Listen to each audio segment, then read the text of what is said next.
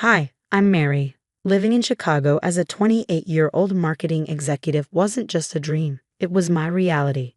My corner office at Thompson and Associates overlooked the magnificent skyline, a daily reminder of how far I'd come. But to understand how I got here, I need to start from the beginning. Sweetheart, you're just like your mother, ambitious and unstoppable. My father, Martin Thompson, used to say, as one of Chicago's top real estate developers, he ensured I had the best of everything: private schools, summers in Europe, and connections that opened every door. Daddy, guess what? I made senior executive. I had burst into his office last month, beaming with pride. That's my girl. We need to celebrate, he replied, already calling for Karen, my stepmother. Maybe we should keep it small, Karen suggested smoothly. After all, Sandra's engagement party is next week. We wouldn't want to overshadow that. Classic Karen. She always had a way of making sure my younger sister, Sandra, stayed center stage. Not that I minded. I adored Sandra. She was the spitting image of our mother, the one we lost when I was 12 and Sandra was 9.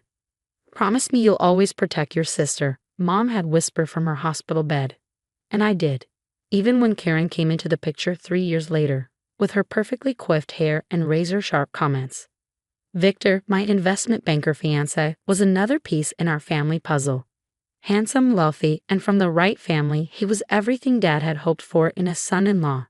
Yet Karen always had a way of making her approval conditional. Are you sure the charity work with burn victims is appropriate? Karen said one evening, lips pursed. Your father's worried it might reflect poorly on the family image. Those people need support, I replied firmly. The Thompson Family Foundation should stand for more than just galas and photo ops. Karen's subtle manipulations didn't bother me much then. I was too busy living my dream, managing a team at work, planning a wedding with Victor, and running the burn victim support program at Chicago General. Everything seemed perfect, until it wasn't. That night, the rain pounded against my windshield as I drove home late from work, excited to finalize the Thompson Tower marketing campaign. My phone buzzed with another missed call from Victor, who had been distant lately. I chalked it up to wedding stress.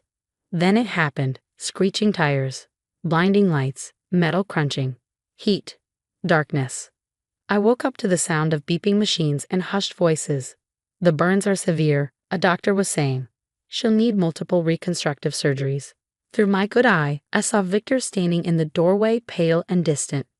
Oh God, Mary, he whispered, but something about him felt off. In the days that followed, Victor's visits became shorter. He avoided looking at me, his phone always in hand. One day, he finally said it. The scaring, it's permanent, he mumbled, not meeting my gaze. When Dad finally came to visit, Karen clung to his arm. What were you thinking, driving in that weather? Dad scolded. Do you have any idea what this does to our family? Sandra's wedding is in 3 months. The photos, how will this look for the Thompson name? Karen chimed in, ever the problem solver. We'll need to speak with the wedding planner. Adjustments must be made. That's when my phone buzzed, a notification from social media. It was a photo of Sandra at La Colonial, laughing over champagne with Victor. The timestamp was from 2 nights ago. What is this? My voice cracked as I turned the phone toward Victor, who had just walked in. The look between him and Sandra said it all. How long? I asked, my voice barely audible. Mary, you have to understand. Sandra began, tears in her eyes. 6 months, Victor admitted, his voice hollow. It just happened.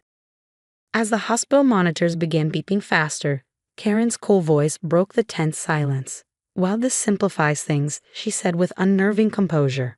Martin, perhaps now is the time to discuss changes to the will. My father stood stiffly at the foot of my bed, avoiding my gaze. Given recent developments, we feel it's best to protect the family's interests, he said, his voice hollow. You'll understand, Princess. Protect the family? My voice trembled. I am your family. Later that night, their voices filtered through the thin hospital door. Martin, be reasonable, Karen pressed. She can't possibly attend the charity gala looking like this.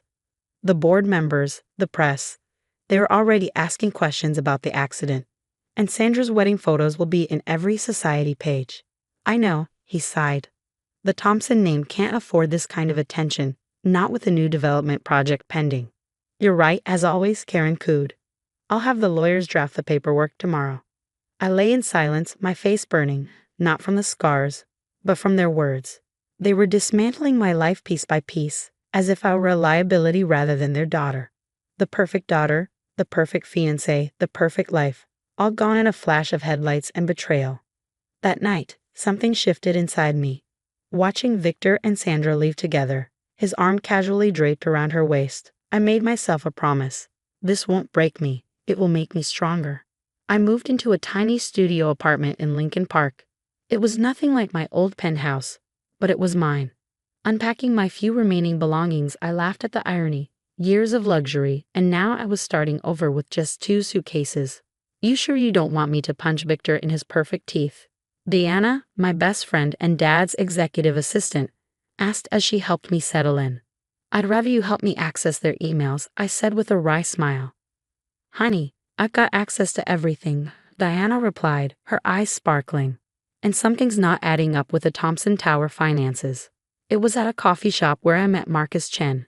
He was reviewing contracts at a corner table, his laptop open. Excuse me, I said, gesturing to his screen. Is that the Henderson merger document? There's a clause on page 47 that's going to cause problems. He looked up, his gaze steady and kind, not flinching at my scars. You're familiar with corporate law? I used to be someone else. And who are you now? That question led to coffee, which led to lunch, which led to Marcus becoming more than just a friend. Over time, I shared my story with him. Diana kept digging. You won't believe this, she said one night. Before she was Karen Thompson, she was Karen Blake, Karen Peters, and Karen Summers. 3 different identities, 3 different investment scams. Keep going, I urged, and Diana, thank you. I threw myself into work, earning respect not for my looks but for my results. When the VP position opened up, I claimed it. Marcus suggested I start a support group for burn survivors, and the Burn Survivors Network was born. Local news covered it, then national outlets. Suddenly, my scars weren't a mark of shame. They were a symbol of survival. Your father's been asking about you, Diana reported one evening. Karen's getting nervous. She knows I've been accessing old files. Let her sweat, I replied. Meanwhile, Marcus spread documents across my kitchen table. Victor and Sandra have been siphoning money through shell companies, he explained. Karen's signatures are all over it. And these shell companies, they match her previous identities. They're all going down, aren't they? I asked, my voice steely. Marcus took my hand. Legally, we can't do anything directly, but sometimes karma needs a little nudge. The evidence was damning: fraudulent contracts, embezzled funds, Karen's hidden past. The SEC would be very interested in these trading patterns, Marcus mused. And the press would love a story about society's perfect couple building their dream wedding on stolen money, Diana added. I looked at my reflection in the window. My scars told a story of survival. But they had also taught me an invaluable truth. Sometimes the prettiest faces hide the ugliest truths.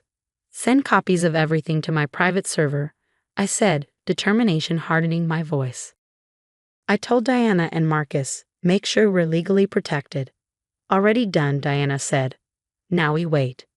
The old Mary might have wanted immediate revenge, but scars, both physical and emotional, had taught me the value of patience. After all, some burns take time to fully surface. The morning of Sandra's wedding dawned clear and beautiful. Everything was picture perfect until the FBI arrived. From my office, I watched the chaos unfold as news alerts began flooding in. Prominent Chicago banker arrested for massive securities fraud. The headlines grew more damning with every hour. Remember me, Karen? A woman's voice cut through the disrupted ceremony. Or should I say Elizabeth Morgan? You ruined my family in Boston 10 years ago. More victims came forward, and Karen's meticulously crafted facade crumbled. Reporters unearthed her trail of deception across 3 states, 3 identities, and countless scams. Diana texted me. The board has called an emergency meeting. Martin is being forced to step down. The SEC froze all accounts. I sipped my coffee, watching the empire my father had built unravel. The Thompson Tower project, Victor and Sandra's personal piggy bank, was exposed, millions siphoned and laundered through Karen's network of shell companies. Sandra stormed into my office that afternoon, looking nothing like a bride. Gone was the wedding gown, replaced by designer casual wear that would soon be all she had left. "You knew, didn't you?" she accused, her voice breaking. "Like you knew about Victor while I was planning my wedding," I replied coolly. The mansion was listed for sale within days. Martin moved into a modest condo, his social standing in tatters. Karen faced charges in 3 states, and Victor and Sandra turned on each other to negotiate lighter sentences.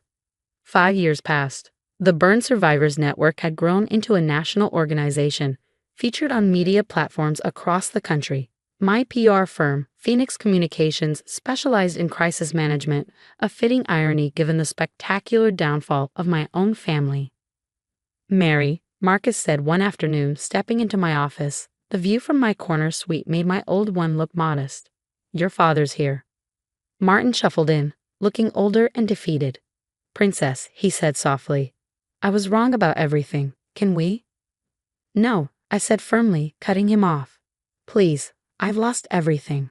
"You lost me first," I replied. "Remember when these scars meant more to you than your daughter's heart? I can't give you back what you threw away." He lowered his head, and for the first time in my life, I felt no need to soften my words.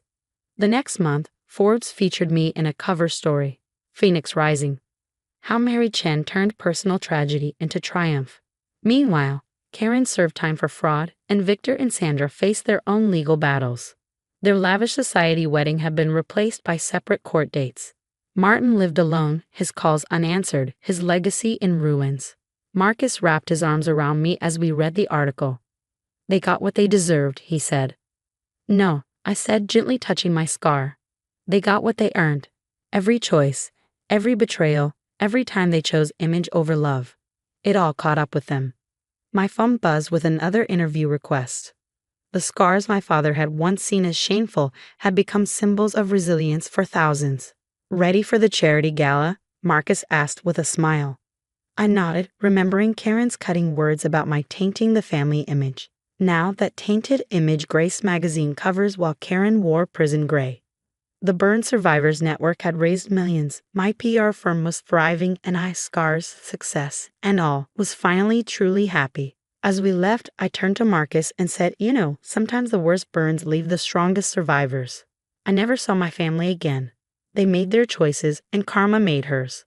As for me, I chose to rise, to thrive, and to prove that true beauty isn't about flawless faces. It's about perfect karma. What would you do if you discovered your family's perfect image was built on lies? Would you expose the truth immediately or let karma take its course? Share your thoughts in the comments below.